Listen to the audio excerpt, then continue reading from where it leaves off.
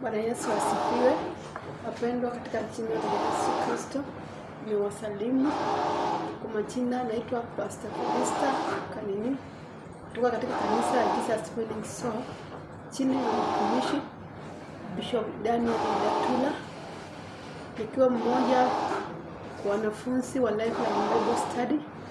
Nilikuwa nataka kuangalia maandiko ya Mungu kuhusu vile Yesu alikuwa anajaribiwa jangwani. Na tukisoma maandiko ya Mungu, naomba tulie ili tupate kuomba. Na tuombe.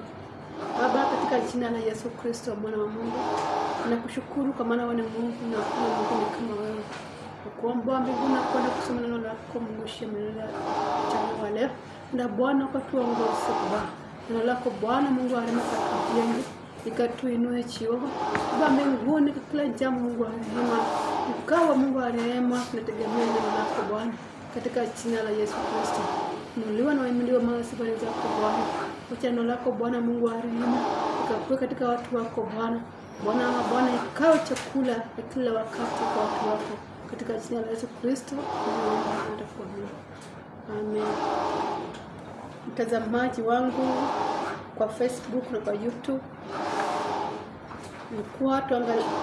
nataka tuangalie kitabu cha Mathayo sura ni ya 4 mstari wa kwanza na kuendelea, kuhusu vile Yesu alikuwa anajaribiwa pale nyikani.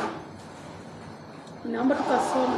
Kisha Yesu akapandishwa na Roho nyikani ili ajaribiwe na Ibilisi. Akafunga siku 40 mchana na usiku. Mwisho akaona njaa. Majaribu yakamjia, akamwambia, ukiwa ndiwe mwana wa Mungu, amuru kwamba mawe haya yawe mkate. Mstari wa 4, naye akajibu akasema, imeandikwa, mtu hataishi kwa mkate tu, ila kwa kila neno litokalo katika kinywa cha Mungu. Kisha Ibilisi akamchukua mpaka mji mtakatifu, akamweka juu ya kinara cha hekalu, akamwambia, ukiwa wewe ndio mwana wa Mungu, jitupe chini, kwa maana imeandikwa, atakuagiza malaika zake na mikono mwao watakuchukua, usije ukajikwaa mguu wako katika jiwe. Yesu akamwambia, tena imeandikwa, usimjaribu Bwana Mungu wako. Kisha Ibilisi akamchukua mpaka mlima mrefu mno, akamuonyesha milki zote za ulimwengu na fahari yake, akamwambia, haya yote nitakupa ukianguka na kunisujudia. Ndipo Yesu akamwambia, nenda zako Shetani, na maana imeandikwa, msujudie Mungu wako, muabudu yeye peke yake. Kisha Ibilisi akamwacha, na tazama, akaja malaika wakamtumikia. Bwana Yesu asifiwe. Wapendwa tena,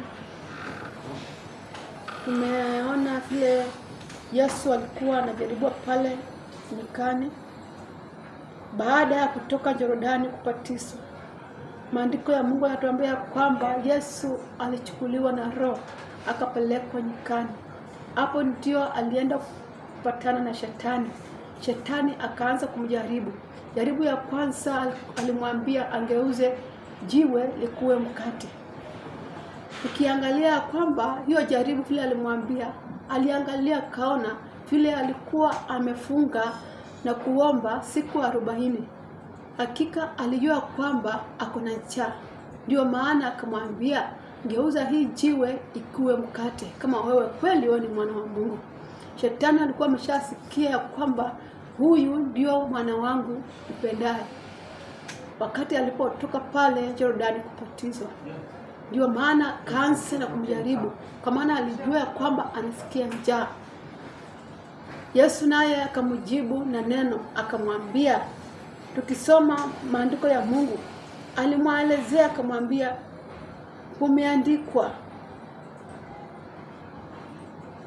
mtu hataishi kwa mkate tu, ila kwa neno litokalo katika kinywa cha Mungu. Alimwambia mtu hataishi kwa mkate. Yaani Yesu, Shetani alipokuwa anamjaribu Yesu, Shetani naye alikuwa anaendelea na kumjaribu. Hakika ajua ya kwamba vile alisikia sauti ya kwamba huyu ni mwana wa Mungu, ni kweli ni mwana wa Mungu, Akajaribu majaribu matatu. Ya kwanza ni yeye alikuwa ameambiwa angeuze jiwe kuwe mkate. Jaribu ya pili, alipelekwa juu milimani kabisa, akamwambia tazama, katika ulimwengu wote hizi vitu vyako vyote ni vyangu. Wakati utakaa chini unisujudia, hakika itakupa hii mali yote. Jaribu ya tatu, akamjaribu, akamwambia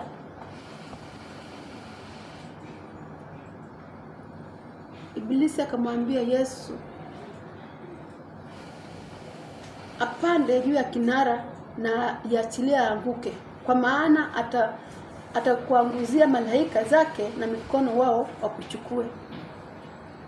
Na Yesu naye akamjibu tena kwa maandiko, akamwambia imeandikwa, usimjaribu Bwana Mungu wako. Kisha Ibilisi akamchukua mpaka milimani. Hiyo ilikuwa jaribu ya tatu, kumchukua mpaka milimani. Hii jaribu ya Yesu sisi kama Wakristo inatufundisha nini? Hakika tumeona ya kwamba si wakati wowote majaribu yanakuja wakati wa dhambi. Majaribu pia yanakuja wakati Mungu ameruhusu ikuje. Na wakati jaribu imekuja hata kwamba Mungu amekuacha mpendwa. Majaribu yakija, huwa Mungu pia ako pamoja na wewe. Ametuma Roho akuwe ndani yako, akuwe na wewe. Anasimama na wewe.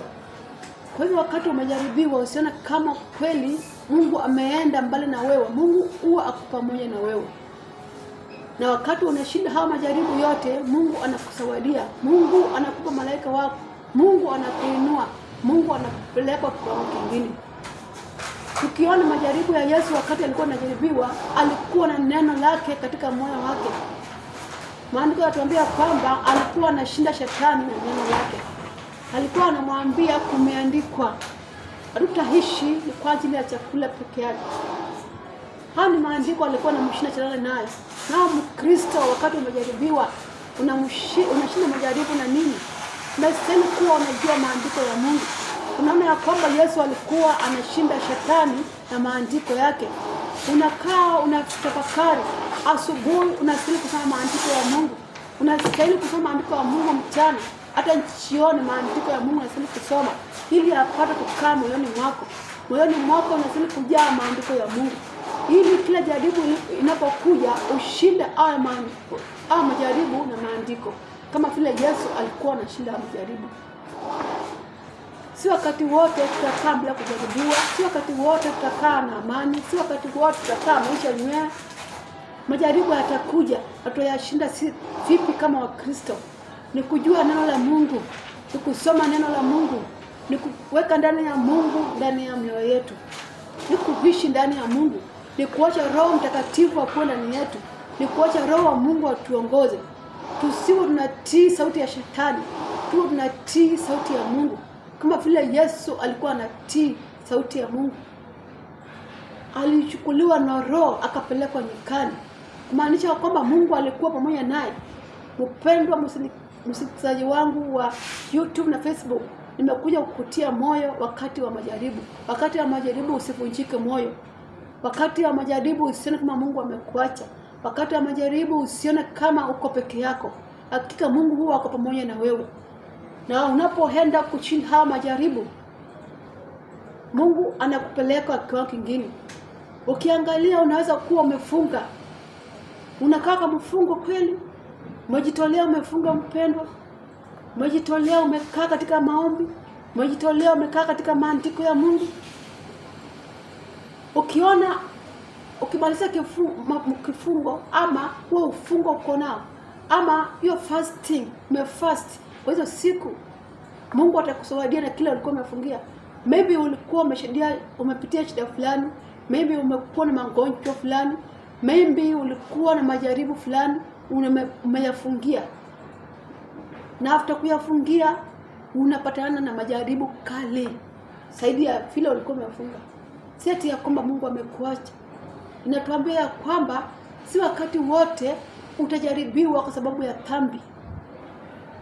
Mungu huwa anaruhusu haya yapitie kwako ili upate kukomaa kiroho, ili upate kukua kiroho, ili apate kukuza kiroho mpendwa. Kwa hivyo wakati jaribu likija, ni wewe ukae strong, wewe kuwa na nguvu, ukabiliane na hiyo jaribu ili ukapate kushinda ibilisi. Na kushinda hii jaribu ni wewe ukae ndani ya roho, wache roho wa Mungu akuongoze.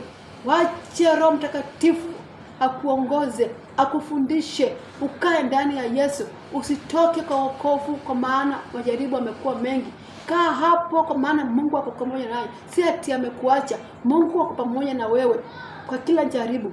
Na ukishinda hilo jaribu, Mungu atakupa kuendelea, Mungu atakuinua, Mungu atakubariki, Mungu atakupa chochote ambao ulikuwa unaomba wakati ulikuwa umefunga.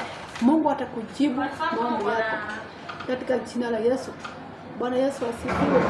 Kwa hivyo siku ya leo tumejifunza, tukaona ya kwamba katika jaribu inatufanya kitu cha kwanza kukua kiroho. Kitu cha pili inatufunza kukaa katika maandiko ya Mungu. Kitu cha tatu inatufunza kutembea tukiwa tumeweka maneno ya Mungu ndani ya mioyo yetu. Akati popote ulipo, chochote tukaya tafakari neno la Mungu. Maandiko yanatuambia kwamba tunastahili kutafakari neno la Mungu usiku na mchana. Neno la Mungu linastahili kukaa katika mioyo yetu. Tunatafakari, we have to meditate. Tunatafakari usiku na mchana maandiko ya Mungu. Kwa maana maandiko ya Mungu ndio itatufanya tushinde majaribu. Tukae katika maombi. Wakati tumekaa katika maombi, hata jaribu likija tutalishinda. Tukae tukiongozwa na Roho. Wakati tunakaa tukiongozwa na Roho, hata jaribu ikija tutaishinda. Bwana Yesu asifiwe wapendwa. Kwa hivyo tumejifunza na kwamba tunastahili kukaa ndani ya Yesu, tunastahili kukaa tukiongozwa na Roho, tunastahili kukaa katika maandiko, tunastahili kukaa katika maombi na kufunga na kuomba ili tupate kushinda majaribu. Kama vile Yesu alishinda majaribu. Alitoka mfungoni, akabebwa na Roho, akapelekwa nyikani, akaenda kujaribiwa. Lakini kwa maana maandiko ya Mungu, kwa maana alikuwa amekaa katika Roho, alipata kushinda haya majaribu. Nimekuja kukutia moyo mpendwa jana wa leo, na kuambia kwamba endelea na kumshia Mungu. Tusitoke katika wokovu kwa sababu ya majaribu. Tusione kama Mungu ameenda mbali na sisi kwa sababu ya majaribu. Tukabiliane nayo kwa vyovyote, naye after kukabiliana na majaribu, Mungu atakutupa ushindi, atatupa baraka. Mungu atatupeleka vile tunataka, atatupeleka kwa kingine, atatuinua, atatushindania, atatupigania na maadui zetu. Kwa maana tumekaa katika uwepo wake na tumeshinda yale majaribu shetani alikuwa ametuwekea. Mungu awabariki sana, kwa maana ametufundisha ya kwamba ataenda kutushika mkono, ataangizia malaika wake ili apate kutuinua na kututoa kwa haya majaribu na kutupeleka katika kikao kingine. Mungu awabariki sana sana wapendwa, watazamaji wangu, wasikilizaji wangu. Tunapoenda kukutana siku nyingine na kushare maandiko mengine. Mungu awabariki na watende mema na wainue na wape kibali. Barikiwa sana, barikiwa, barikiwa. Amen.